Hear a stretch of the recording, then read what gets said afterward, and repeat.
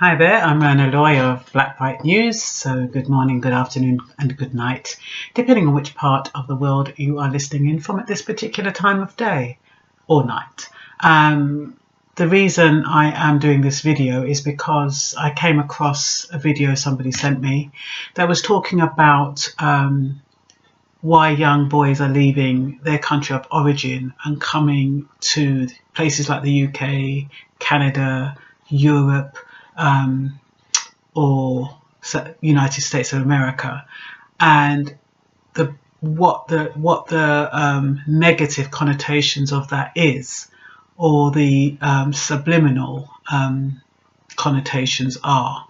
And what it reminded me of is that when she was saying that there's a lot of enticement of young black men to take them out of their country of origin and permit them to be with white women or entice them to be with white women so as to dilute the gene pool. So for young black men leaving places like Africa, Caribbean, where it appears that there's not much opportunities, it looks great when you see footballers parading around, and especially when you think of France. I think there's about 15 out of 22 African players, and in England there was, I think, 8 out of 11 black players from the Caribbean, and I think one was half Nigerian. The point is that it looks attractive when you see people only in America and Canada making it, singing songs, acting, sports. It looks so attractive for the young person who's struggling in their country of origin, and it's enticing them over to a country where they're going to be mistreated and they'd be better off in their originating countries. Now, the reason for the poem I'm going to say now, which is called Black and Blue-Eyed Beauties, is because I used to go out with a black guy, and he was forever looking at white women, and they'd go off and he would be chatting to this white woman and they'd be looking at me and kiki, and I felt really, really angry about how I was being treated at the time. So the poem is called Blonde and Blue-Eyed Beauties. So stay braced.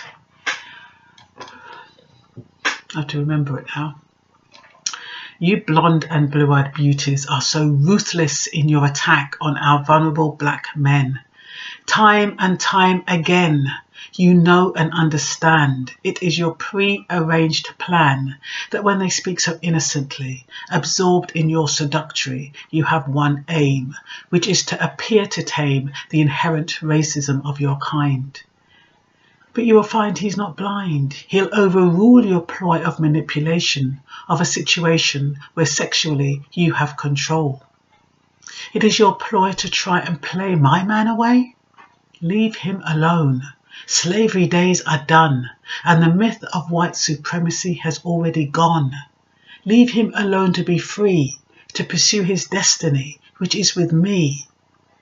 Too long have you tried with your insidious lies to break up the homes of our loving black men. This delicate love that never seemed strong enough to survive is now trying hard to strive for sustenance and maintenance of life. You insidious bigoter, leave us alone forever. Leave us alone so that we can live and love and be ourselves together. Forever as one, we are black people alone. We do not need the favour of your wiles to beguile the purity of mind. This may seem unkind to you, but to me, all I see is my black man being taken away from me on some unconscious slavery ride. You unconsciously side with the oppressor. I know your capabilities as a seducer because I too am a woman. A good one. A black one. That is why you must kiss him and say goodbye.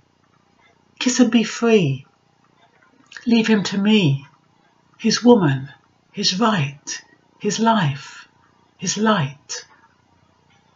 Yeah, like I said, I made that poem quite a long time ago, but it was inspired by that manipulation, that kind of hook that some people have to drag them over, and sometimes you don't even realize it. And it's the same hook that that governments are using to hook our black men to come over into this country and to make it look as though it's paradise, to make it look as though it's great.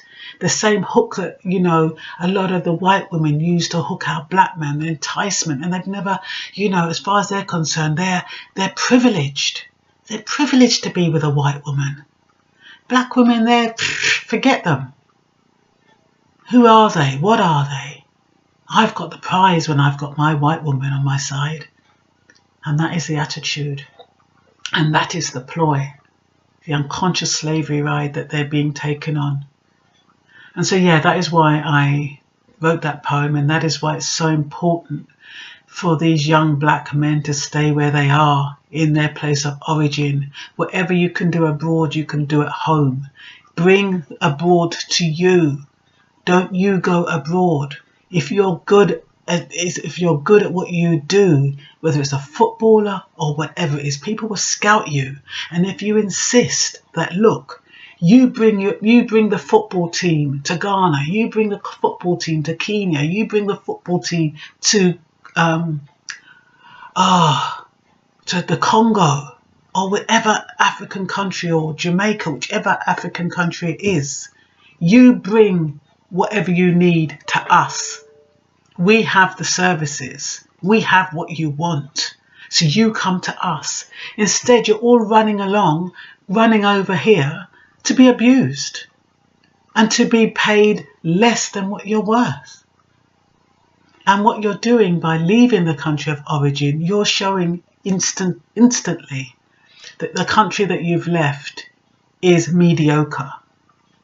When people like you, young black men who are so competent, so clever, so superior, are leaving it thinking that the grass is greener. It's not. It's like the devil pulling you in, making it look all shiny and nice. And once you land, boy, and once they got their hook in you, that's it. First they entice you with money. And with that money, you pay a price and you sell your soul. They own you. In fact, they own you. So just be careful when you're enticed by all of this, the saying, all that glitters is not gold. Be careful of what is enticing you. Be careful of the source. Think about what you're doing. Don't undervalue yourself. You're superior. You're great. You must believe that. You have to believe that. And people, when you know your worth, people will come. People will come to you. And that's all I've got to say for now.